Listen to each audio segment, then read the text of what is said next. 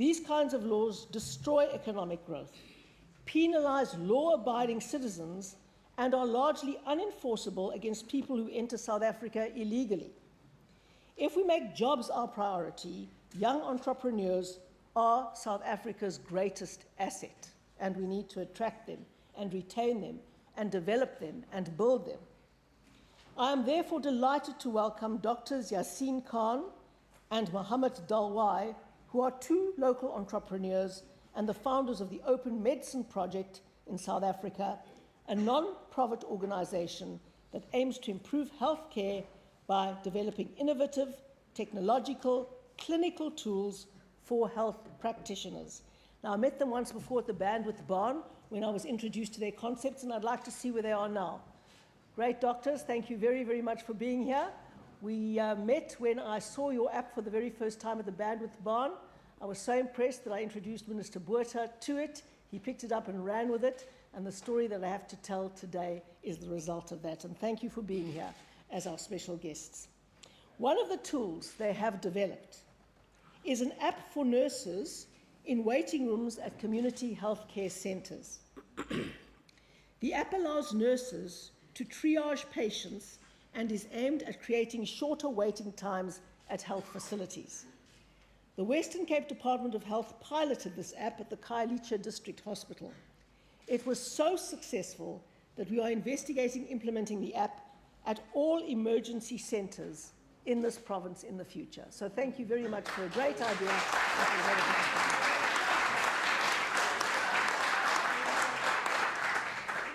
And the honourable opposition can clap too at that kind of entrepreneurship in this province. That's right. Then we come to Ms. Nisreen Bulbulia, who is also here today. She's the co-owner of the airport shuttle company called City Hopper. I'm sure we've all seen that. Last year, at the age of 24, Ms. Bulbulia's company won the Eteya Award at the National Lily Zille Tourism Awards, which recognizes excellence in black-owned small businesses. Her business employs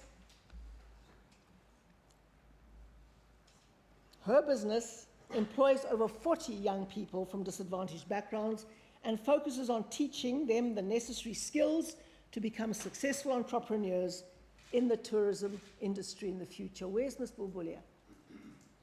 Okay, she's not here yet, but when she comes, please ask her to stand. She can interrupt me, I don't mind, because entrepreneurs are the most important people we have in this province, far more important than politicians, because they get out there and create the jobs. And our job is to create an environment that attracts that kind of investment, that kind of entrepreneurial spirit, and that ensures that we can grow the economy so that more people get jobs. Finally, I would like to welcome Thembi Tsotetsi, who co-owns Culture Glass in Khayelitsha. Where's Ms. Thembi Tsotetsi? There you are. Well done.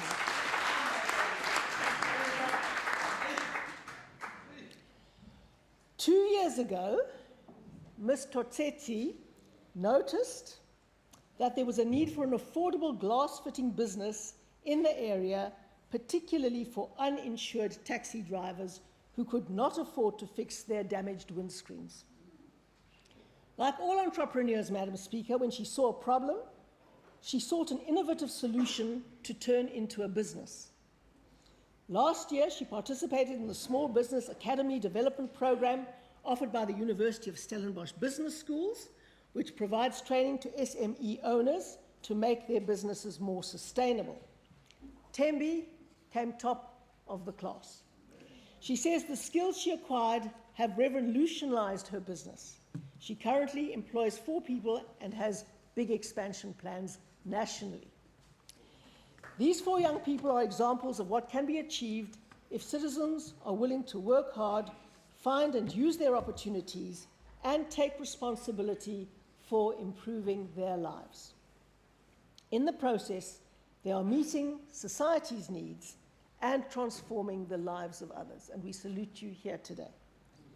Madam Speaker, we will also continue to focus on growing our key job creation sectors in this province. First, our tourism industry is one of our biggest revenue generators and employs over 150,000 people. The tourism sector had one of its best seasons ever last December, reaching pre-recession levels. This trend has continued during the first half of this year, which is unusual, and we will continue to strengthen our international marketing to grow the tourism industry's contribution to our region's gross domestic product from 10% to 15% by 2020, and increase the number of visitors' arrivals by between 3 and 5% off a very large base already, and that we are determined to get right. The Western Cape has also positioned itself as the leading call centre destination on the African continent. There are currently over 40,000 people employed in the province's business process outsourcing sector. We aim to create 70,000 work opportunities over the next 5 years by continuing to market ourselves as the leading offshore hub for the BPO and ICT industries. And on a regular basis, I meet delegations from around the world who are attracted by our skills base and our capacity in this field, our time zone, and all of the things that come together. And it really is wonderful to see a sector take off in this way, because so many things have come together. And I'd like to also thank PEPESA very much, which is our special purpose vehicle, which has played such a crucial role in this process. We will also focus on the aquaculture industry, Madam Speaker, which will help bring down the high unemployment levels in many of our rural and coastal towns. Currently, the sector employs around 2,300 people in the province, which is 78% of the total number of workers in the industry countrywide. A study conducted by the Western Cape Department of Economic Development has estimated that in order to maintain the current level of fish consumption worldwide, global aquaculture production would have to grow from 45.5 million tonnes a year, which was recorded in 2004, to 80 million tonnes by 2050. That is almost double. This increasing demand is a major opportunity for the province's aquaculture industry, and we intend to seize that opportunity with both hands. We have, in partnership with the Western Cape Aquaculture Development Initiative and the Matsikama municipality, identified Doringbaai as a potential aquaculture hotspot in this province. Plans are already underway to expand the existing Doringbaai abalone farm, the first community abalone farm in the country, to a 300-ton production facility. We have also identified 2 additional suitable sites in Doringbaai for abalone and/or salmon farming, and 2 investors have already committed to invest more than 500 million rand during the first phase of development there. The production capacity of abalone farming in Doringbaai is planned to grow to 1,000 tonnes from the current 300 tonnes. It is estimated that approximately 1 direct job and 1 indirect job will be created for every tonne of production. Doing the maths, these 3 projects should create 2,600 jobs over the next 4 years and will stimulate job creation in related industries. The Western Cape government has committed 1 million rand to facilitate the environmental impact assessments on the identified sites in order to unlock these investments as soon as possible and with the least possible red tape. We also plan to apply to the National Department of Trade and Industry to declare the area between Hermanus and Gansbaai a special economic zone so that abalone farmers receive special tariffs and incentives in order to increase their production, grow real jobs, and reduce poaching. We will also continue to push for the development of the 12 small fishing harbours during this term.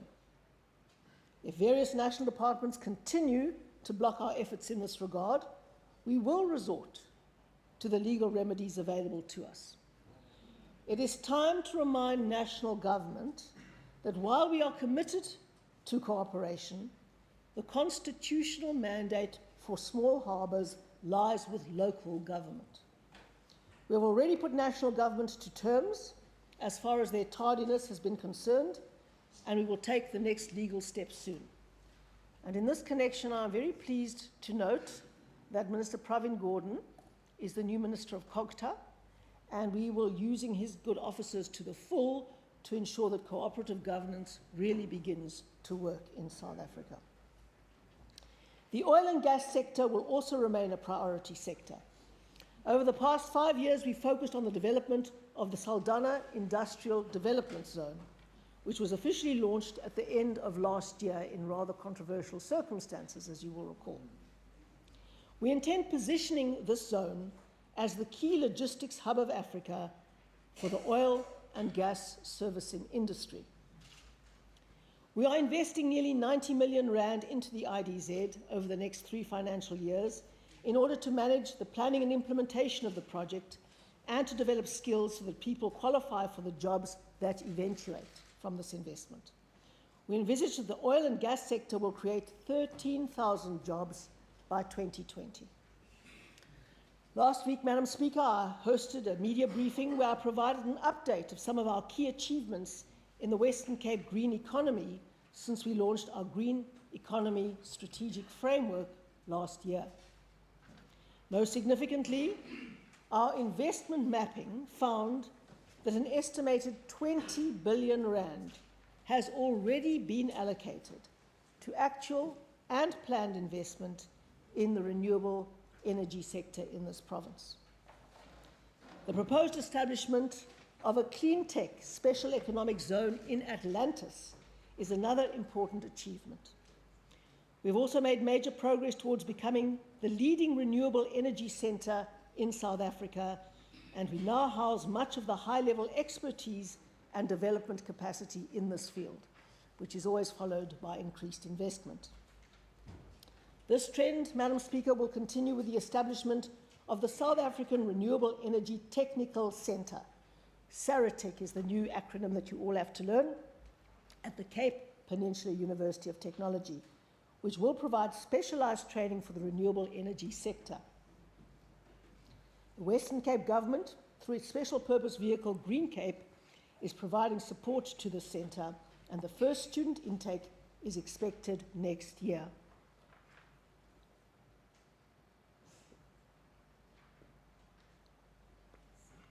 Madam Speaker, we are also investigating alternative greener fuels, with natural gas being a key priority focus that complements our energy shift to renewables. We are also working with municipalities on smart grid technologies to increase efficiencies in electricity distribution and in revenues. We remain committed to safeguarding our natural assets. Excuse me.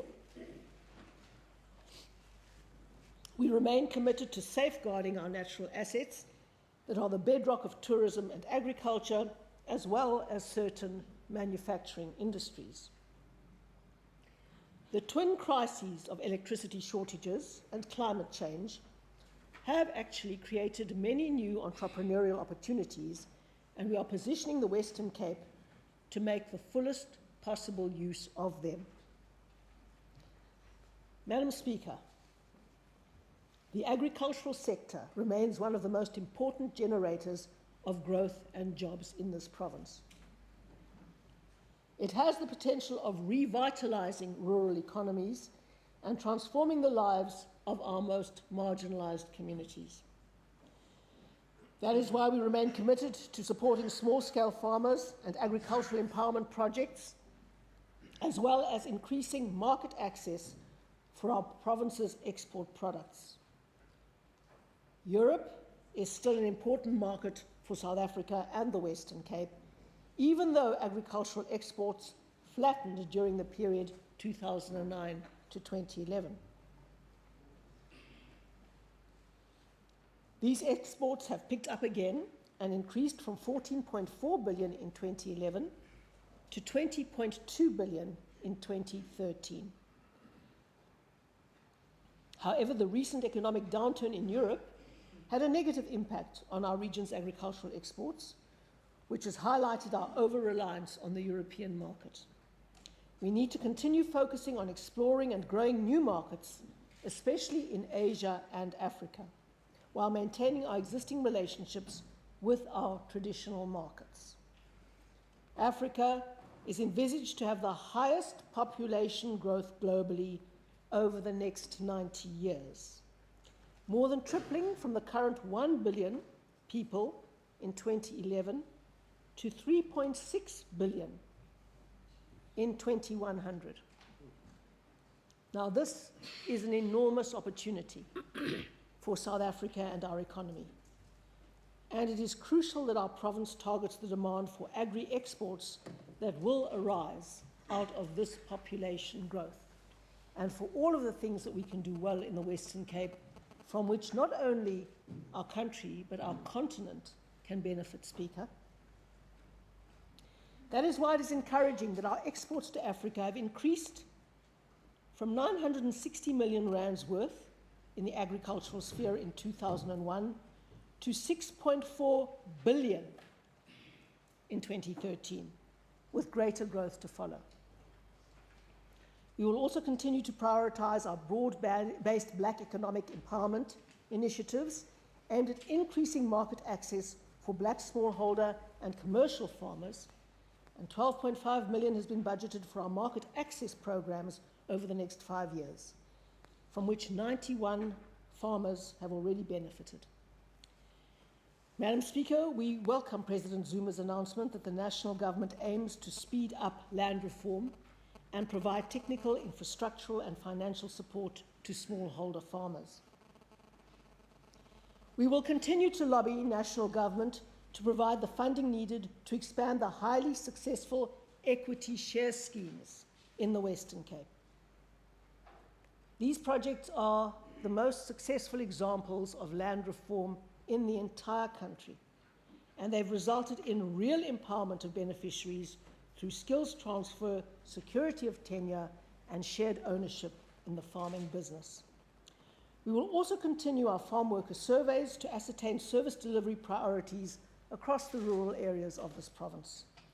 They will be completed in the Cape Winelands, West Coast, and Eden District municipalities during the current financial year, and will then move to the Central Karoo and the Cape Metropole. We will engage all three spheres of government to meet the service needs of farm workers, as we all have different mandates in this regard. We will also expand our flagship Farm Worker of the Year competition. This year, more than 1,000 farm workers have entered from 16 regions, and it means an enormous amount to the workers who participate. The Western Cape Department of Agriculture also plans to spend 163 million rand on skills development programs targeting youth in the agricultural sector over the next 3 years. As President Zuma said, agriculture is the area where we can create the most jobs going forward. Skills development as a whole, Madam Speaker, remains one of our top priorities. We agree with the NDP that education and skills development are critical to creating sustainable employment. It is no point growing the economy and not having the skills to meet the jobs created through a growing economy. And I've also noticed that people only want to invest where they know the necessary skills base exists. So, having the appropriate skills in this province is essential to attracting investment, growth and jobs, but it's also essential to ensure that our people can benefit from the fruits of investment, growth and job creation.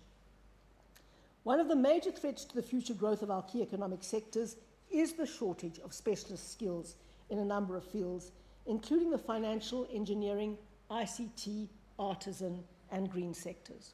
Those are all sectors in which we think that our economy will show substantial growth in the years ahead, and we as a government have to make absolutely sure that the skills to support that growth are available, because that is what will attract investment here, and we're not competing with other provinces in South Africa only. We are competing with the whole world in this regard. And so we have to make sure that our region is attractive because we have the skills here. The Western Cape Department of Economic Development and Tourism has also budgeted 128.7 million rand for the next 3 years on skills development programs. Madam Speaker, We will continue our highly successful Premier's Advancement of Youth project that provides internships for matriculants with on-the-job training in government departments for a year. And I would like to thank all of the government departments, every single one, that was so committed and involved to this program over the past years. And we are particularly pleased, Madam Speaker, that President Zuma announced that all government departments nationally will now be required to follow suit. Last year, Madam Speaker, we also launched the Artisan Development Program in partnership with the private sector, Skills Education Training Authorities, and FET colleges. The initiative aims to create a pipeline of qualified artisans who can contribute to growing the emerging sectors of our economy, particularly the oil and gas industry, for which many artisans are needed and many trained people are required.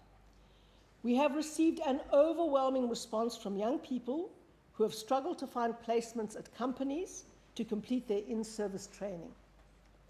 10.8 million rand has been allocated to this program over the next 3 years. Madam Speaker, we also placed 1,000 young people at companies at the end of 2013-14 financial year under our Work and Skills program, which is our version of the youth wage subsidy, and will place an additional 750 learners in each of the 2014-15 and 2015-16 financial years. Yeah.